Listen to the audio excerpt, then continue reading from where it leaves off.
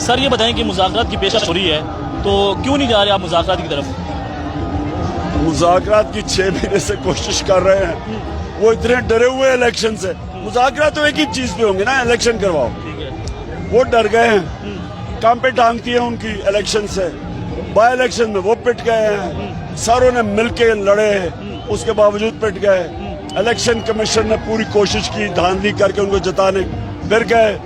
پھر جو ہماری قوتیں ہیں آپ جانتے ہیں، جو فیصلے انہوں نے پوری حمایت کی، ہر چیز کے باوجود وہ ہارے ہوئے ہیں اور وہ ڈرے ہوئے ہیں الیکشن سے. سر یہ بتائیں کہ ایسی کیا نوبت ہے کہ D G I S I کو پریس کانفرنس کرنی پڑی؟ ایسا کیا ہوا؟ آپ نے کیا کیا؟